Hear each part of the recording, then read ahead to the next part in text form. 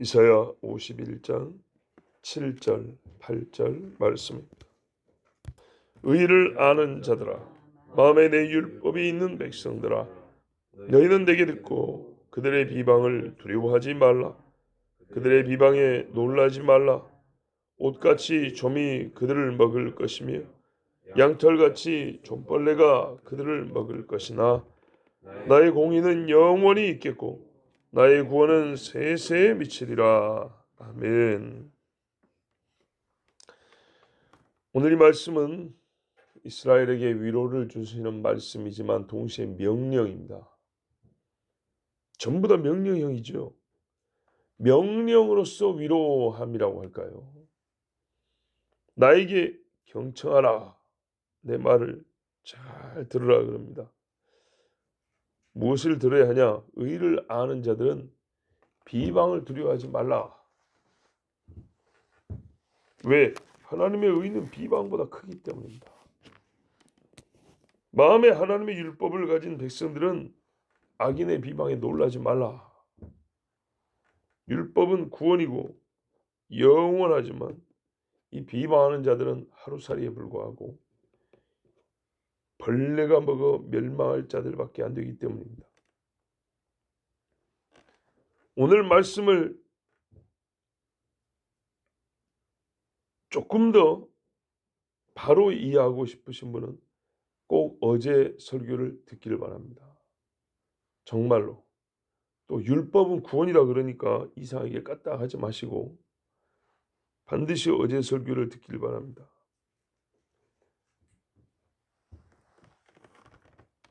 이 백성에게 사람들이 율법을 가진 것 때문에 비방하는 일이 있습니다. 하나님의 의를 아는 것 때문에 욕을 얻어먹습니다. 이거를 좀 확대하여 오늘날을 봐도 율법이라는 말만 끄집어내도 두드러기 반응을 나타내는 사람들이 있고 율법과 복음을 반대편에 놓지 않고 말을 하면 저 사람 율법주의자냐, 구약 시대에 사는 사람이냐, 이런 정말 성경의 기초도 모르는 그런 사람들이 매우 많습니다. 단언컨대 그 사람은 지옥에 떨어집니다. 하나님의 말씀을 우습게 알고 전혀 알지 못하는 백성은, 바리새인들 말하면 성경을 알지 못하는 백성은 망한다 그랬는데 그것이 자기한테 적용되는 것이 문제지 그 말 자체는 맞습니다. 부활에 관하여 묻는 꼴을 보십시오. 누구의 아내가 되겠습니까? 성경을 알면 이런 질문 자체가 성립이 안 된다는 걸 알아야 됩니다. 예수님 뭐라 그래요? 하나님의 능력도 모르고 성경도 모른다 그랬어요. 너희가 하나님의 능력도 모르고 성경도 모르니까 그런 질문을 한다 그랬어요. 자, 그래서 예수님이 가르쳐줬죠. 아, 그렇군요 했으면 다행인데 예수님의 가르침을 안 받으면요, 하나님의 능력도 모르고 성경도 모르고 죽는 겁니다. 능력이라 하니까 무슨 산으로 옮기는 것만 생각하는데 구원하는 게 능력이에요. 모든 것 중에 얘는 어떤 능력도 제대로 아는 게 없다 이 말입니다.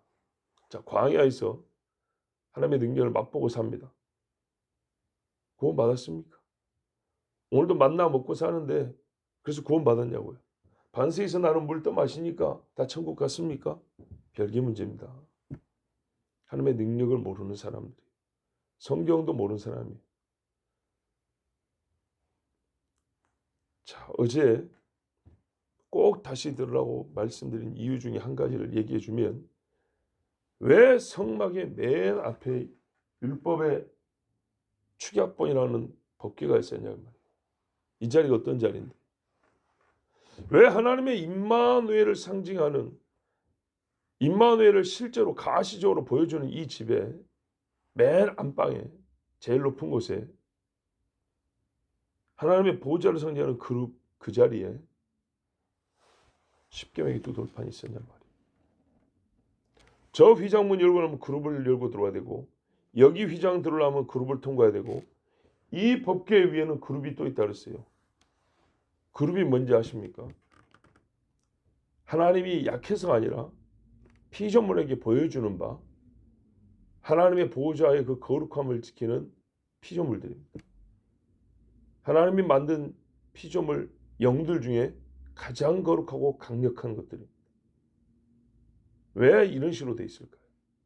왜 문이 있고 문이 있을까요? 저기 뜰문부터 해서 중요한 게 뭔지 압니까? 예수 그리스도의 속죄를 나타내는 번제단은 이 성막 밖에 뜰에 있다는 겁니다. 뜰까지 포함해서 울타리가 쳐져 있습니다. 크게 보면 이게 하나님의 집인데 좁게 보면 이 성막 천막만 하나님의 집입니다. 피는 그 집 밖에 있다고요. 예수님의 십자가는 예루살렘 영문 밖에 있다고요. 영문 밖, 동네 문 바깥에 있다고요. 십자가 지고 밖에서 죽으셨다고요. 뭘 나타내죠? 이 집 밖에서 죽었다 이 말입니다. 중요한 건 집 밖에서 피 흘림이 있을 때 그 피를 통과한 사람이 이 집으로 들어온다 이 말입니다. 이 집이 누구 집이죠? 하나님의 집이죠. 하늘에 있는 것의 모형이라. 우리가 하나님의 집에 들어가고 싶다며, 천국에 들어가고 싶다며, 나중에 이 집이 내려온다면서요. 이 집에 어떻게 들어간다고요? 저 피를 통과해야 된다고요. 근데 이 집이 어떻게 돼 있어요? 문이 있다고요. 천국의 핵심 뭐라고 했습니까? 하나님의 보좌를 바라보는 게 첫 번째라고 그랬어요. 무슨 말입니까? 문이 열리고 열렸다 이 말입니다. 그래서 봤더니 땅으로 말하면 1년 1차의 대지상에 들어와서 그 하나님의 보좌 앞에 서는 것처럼 그 휘장의 문이 열렸다고 분명히 되어 있죠. 히브리서에. 어떻게 해요? 저 피로. 어디까지 들어간다고요? 요 앞에까지 들어간다고요. 그룹이 지켜있는 거기를 통과해 들어간다고요. 여기가 어디냐를 말하는데 하나님의 보좌를 말해준다고요. 단도 높아요. 여기는. 높게 돼 있어요. 이렇게 딱 우리 교회 이렇게 잘 만들어졌다 했죠. 이렇게 한 단 올라오게 돼 있어요. 자, 왜 그 자리에다가 율법을 놨을까요? 저기는 예수님 자리고 여기는 율법 자리네요. 바뀌어야 되는 거 아닌가요? 성경을 그러니까 관념으로 읽지 마시란 말이에요. 피가 제일 중요하지. 누가 안 중요하대요? 하나님의 질서가 있고요. 하나님이 말하는 공의의 순서가 있어요. 각자의 자리가 있어요. 이거를 무시하면 안 돼요. 주의 말씀을 주의 모든 이름보다 높이셨습니다. 뭔 말인지 잘 봐야 돼요. 그 말씀 자체가 어디에 있어요? 구약 성경에 있어요. 여러분 이게 이해가 안 되면 내가 진짜 성경을 잘 모르는구나 하지 그리 생각하셔야 돼요. 모르는 게 너무 많아. 성경을 가지고 밥 먹고 사는 사람들도 부활하면 누구 집 아내가 됩니까? 이런 이상한 질문하는 게 사람이 성경하는 수준이에요. 예수 그리스도를 모르면 구약이 어두워요. 구약이 없으면 예수님에 대해서 뜬구름 잡는 식으로밖에 몰라요. 잘 봐야 됩니다. 예수님 오셨을 때 그분을 바로 알기 위해서 모형으로 설명을 다 해놨어요. 설명집이 두 배 두껍다고 생각하면 돼요. 아셨죠? 오신 다음에 설명집이 또 있어. 네. 모형으로 이미 설명 이만큼 해놨어요. 나에 관하여 한 말이다. 이게 일부를 말하는 게 아니에요. 각양사건 안에 예수님의 여러 모습이 여러 층으로 기록이 된 게 구약성경이에요. 자, 그런데 그러니까 이스라엘 백성이 하나님 한다고 놀리는 자나 비방하는 자나 더하여 그 율법? 그게 뭔데? 이렇게 우습게 여기는 구약시대 사람이나 지금 복음 좀 안다고 사실은 별것도 모르면서 복음주의자가 되어버린 반율법주의자가 되어버린 사람들은 성경을 모르는 거예요. 성경을. 그래서 그 사람들도 어떻게 되냐. 결국에는 하나님을 우습게 여기는 지경에 갑니다. 구약 성경을 가벼이 여기는 사람 중에 참으로 하나님을 경외하는 사람이 없습니다. 여러분이 보고 있는 대단하지는 못해도 저 이 목사도 만일에 내가 구약 성경을 몰랐거나 무시했으면 지금 여러분이 보고 있는 이 꼴, 이 모양도 절대로 갖춰지지 않습니다. 우리 애들 데리고 예배대로 나오지도 않습니다. 나는 여호사밧이 그 성막 앞에, 장막 앞에 하나님께 기도했다는 거, 애들 데리고 다 나와서 여호사밧 시절에 백성들 기도했다는 거 아주 청년 때부터 이것을 머리에 각인하고 살았습니다. 반면에 고라 일당들은 어떻게 해요? 애기들까지 다 안고 지옥으로 들어가 버렸죠. 이 대비를 보셔야 돼요. 하나님을 알지 못하고 율법을 알지 못하는 백성과 그 율법대로 산 집을 보세요.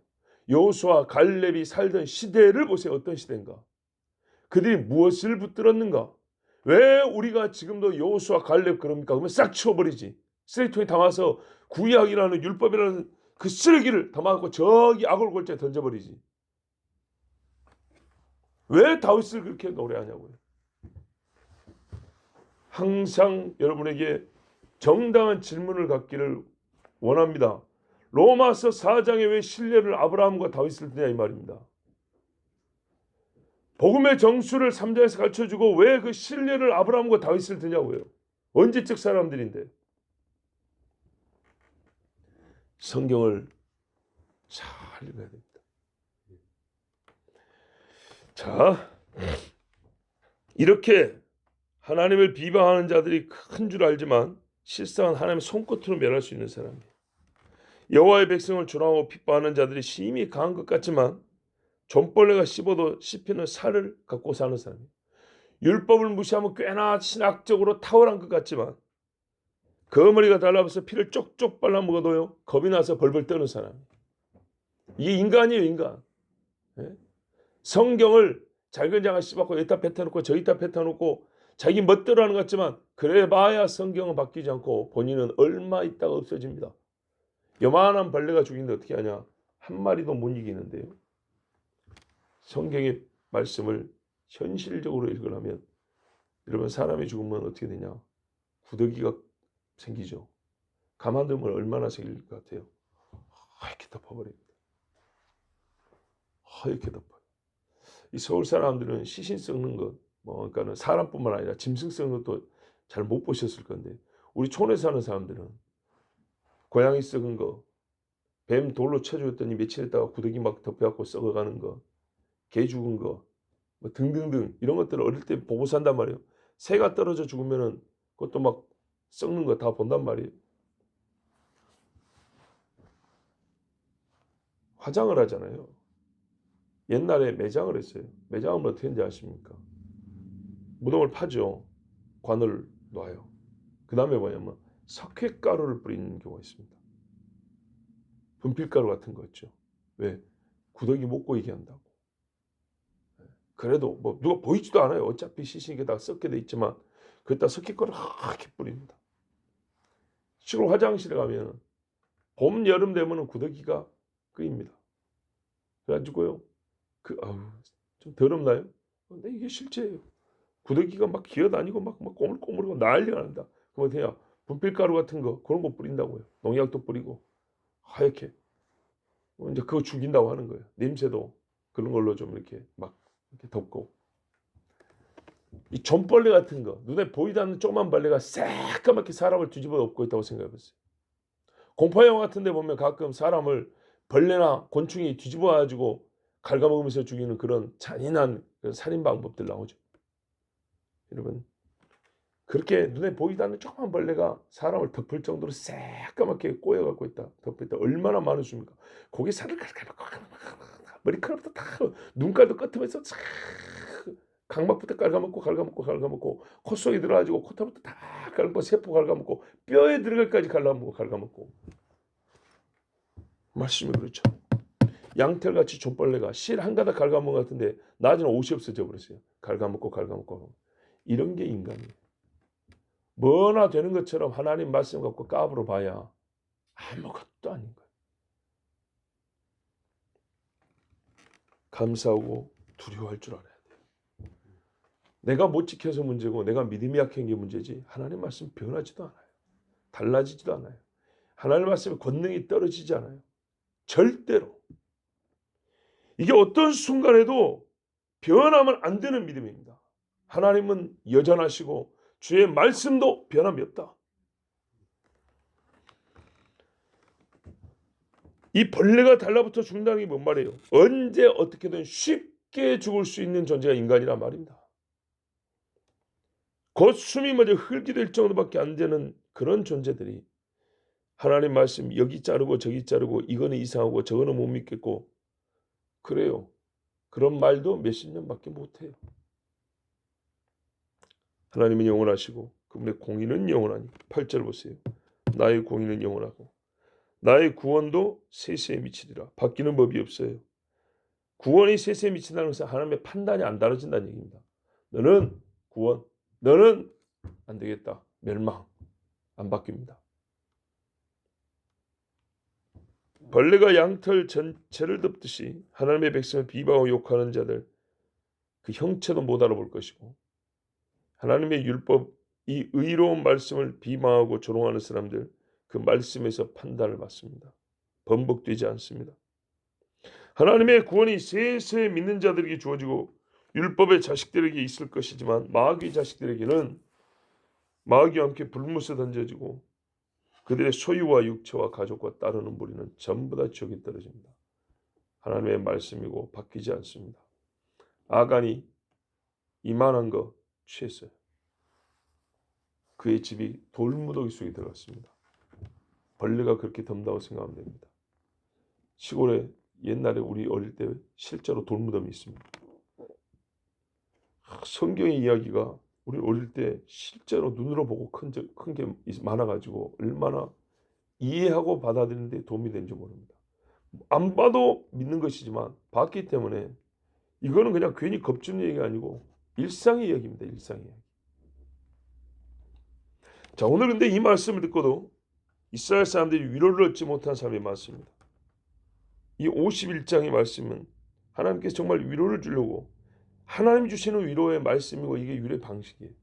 근데 이거를 받지 못하고 좀 멀리서 두고 조금 부담스럽고 그냥 알아는 듣겠고 이렇게 끝나버린 경우가 있어요. 왜 그랬을까요? 우리도 그렇지만 이스라엘도 그래요. 왜요?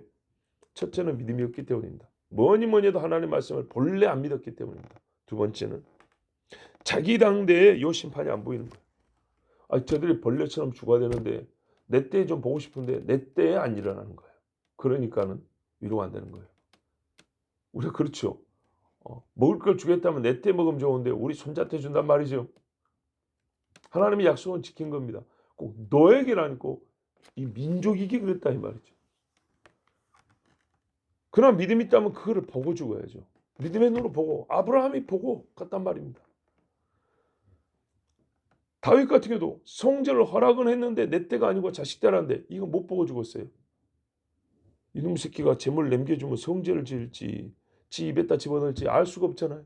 근데 믿음으로 남기고 죽었어요. 세 번째, 같은 성경을 믿는 사람들로부터 비방과 욕을 듣고 죽임과 빼앗김을 당했기 때문입니다.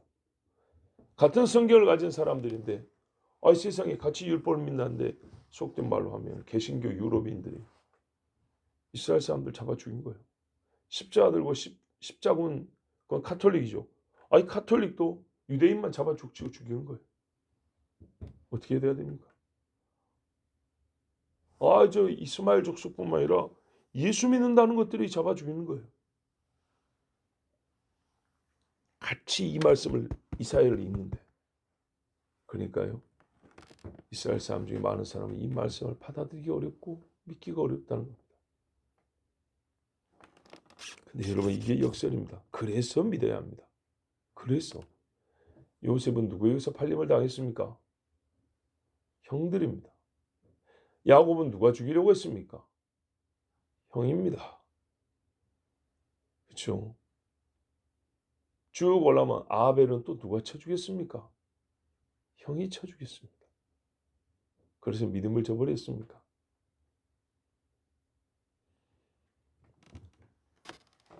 나의 시대가 아무리 길어도 이 핍박을 당하는 시대가 길어도 영원하지 않습니다.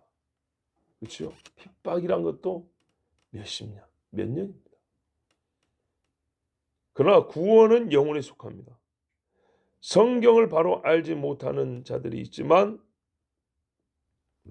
또 나 역시도 알지 못하고 행했던 때가 있다는 것을 인정해야 합니다. 그러나 그때를 지나고 지금 아는 자로서 살고 있다는 걸 생각하면 어쨌건 이 땅에는 그런 사람이 있기 마련이고 그것이 잠시라는 것을 알아야 합니다. 그래서 하나님의 말씀은 우리가 항상 위로가 되는 것이고 소망이 됩니다. 이기적으로 다 깔때기처럼 나에게로 이렇게 돼버리면 나의 깔때기와 너의 깔때기 사이에 거꾸로 이렇게 공간이 생겨버립니다. 이렇게 컵 엎어놓은 것처럼 공간이 커져버리겠죠. 하나님 말씀은요, 모든 빈 공간 없이 채우면서 성취되거든요. 참 신자들에게도 오늘 말씀 주신 겁니다. 나에게도 율법이 있고 여러분에게도 그리스도 예수로 말미암아 의가 주어졌습니다. 나도 예수 믿고 여러분도 율법을 지키고 있습니다. 율법을 꼭 지켜야 구원받는다. 이것이 성경에서 반대하고 그 많은 생각이지, 율법을 무시하고 모른 척하고 지키지 않아도 된다라고 말한 적 없습니다. 여러분,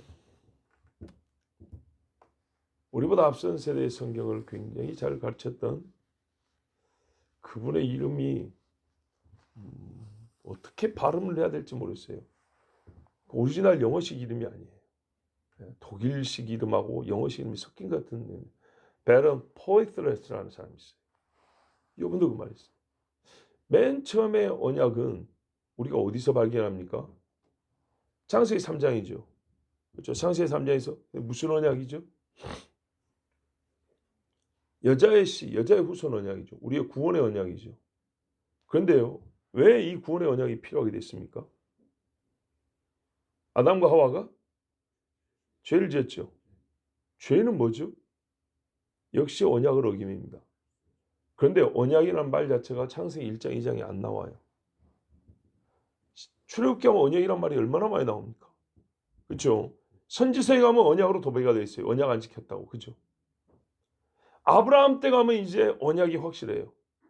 그리고 3장에 가면 언약이 있죠.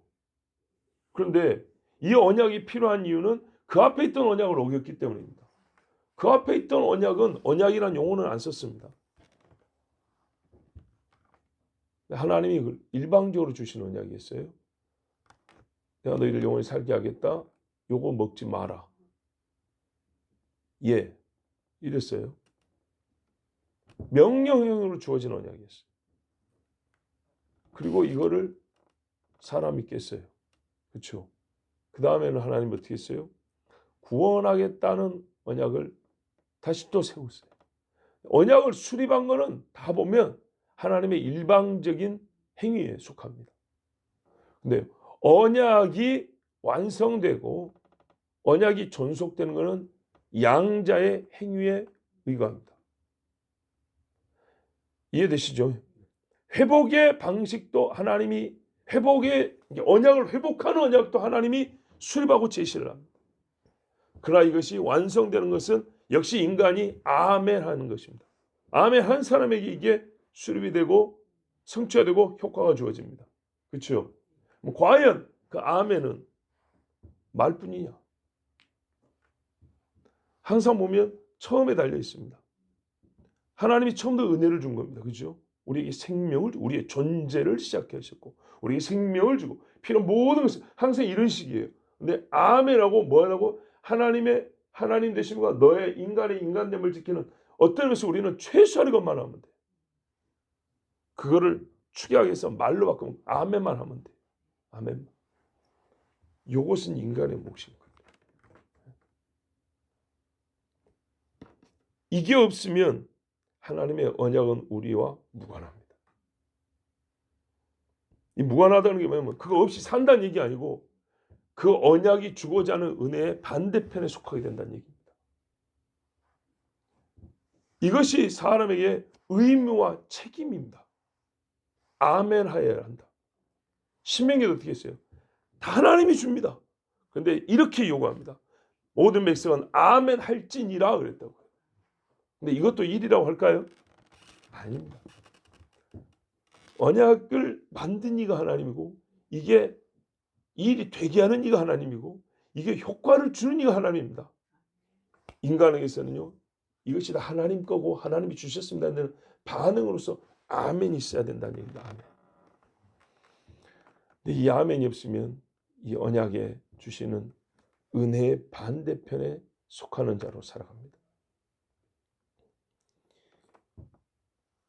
자, 우리가 이 세상 살아갈 때 이 아멘 때문에 욕을 얻어먹습니다. 이 아멘 때문에 비방을 듣습니다. 주님 오실 날이 가까울수록 더욱 그리하고 사탄은 자기 때가 얼마 되지 않음을 알기 때문에 날뛰면서 이 하나님의 언약에 아멘을 못하게 합니다. 하나님의 모든 약속은 그리스도 예수 안에서 예가 되었나니 부정하게 합니다. 그러므로 우리는 오늘 이 말씀을 믿고 또 강하게 붙들어야 됩니다. 현실에서 이거는요 처절한 싸움이 됩니다. 붙들지 못하게 하는 자가 있기 때문에. 여러분, 우리가 전쟁 영화를 보면 고지를 점령합니다. 깃발 하나 꼽죠. 그 깃발 하나 때문에요 수많은 피를 흘립니다. 그게 뭐 대단하다고. 그런데요 대단한 겁니다. 그게 현실입니다. 산 하나를 우리 땅을 맞느냐 그렇지 못하냐에 따라서 이후에 역사가 달라지는 겁니다. 민족의 존폐가 바뀌는 겁니다. 여러분 잘 아시죠? 옛날에 병자호란 때 남한산성에 숨어 있었어요.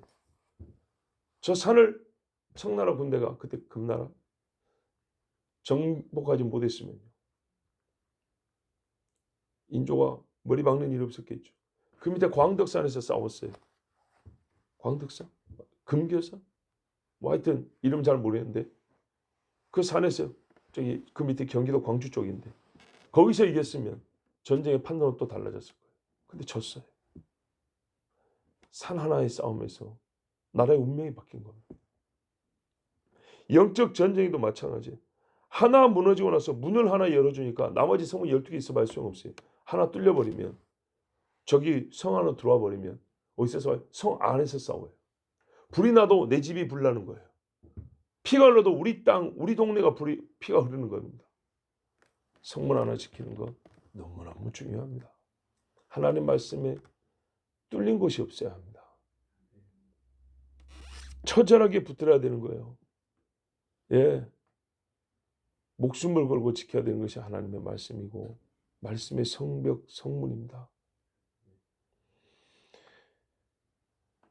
붙드는 것도 못하게 손을 이렇게 부러뜨릴 겁니다. 손톱을 뺄 겁니다. 놓으라고. 예. 붙들지 못하게 막을 거고 막상 잡아버리면 손목을 자르든지 손가락을 꺾든지 별짓을 해서 놓게 만들려고 할 겁니다.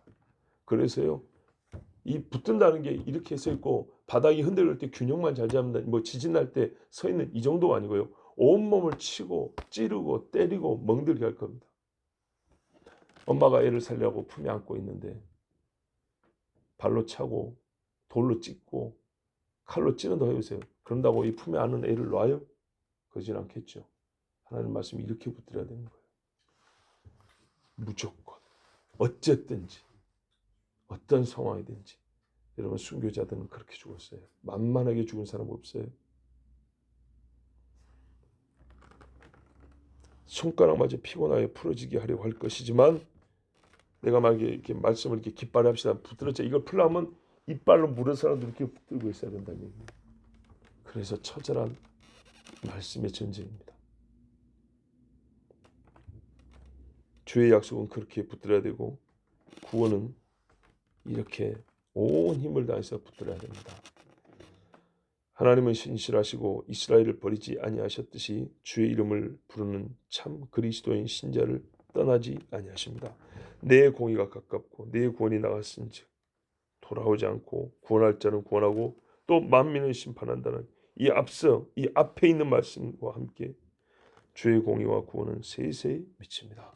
우리가 다 내가 하나님의 말씀을 붙드는 것뿐만 아니라 하나님은 또한 우리를 붙들고 계시니 이 믿음 안에 있기를 원합니다.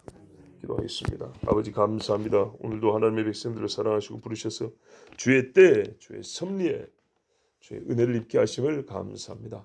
여호와여 우리는 하나님의 영원하심을 믿습니다. 하나님의 존귀하신 말씀 가운데 또한 살고자 하오니 이미 살고 있으니 벗어나거나 떠나거나 세상으로 돌아가지 않게 하여 주시고 하나님의 말씀의 백성으로서 왕같은 제사장으로서 살게 하옵시고 이스라엘 저 민족도 혹여 그들의 역사 중에 괴로운 일이 많고 피 흘림이 있어 슬픔으로 원망으로 하나님의 말씀을 이제 버린 사람이 되었을지라도 주여 그들의 마음을 돌이키사 하나님의 말씀 안에서 참 위로와 소망을 갖게 하시고 암덩이 같은 말씀을 방해하는 생각들을 다 끄집어 떼어내 주시고 깨끗한 피가 몸에 흘러야 사는 것처럼 하나님의 말씀이 흐르는 백성이 되게 하여 주시옵소서.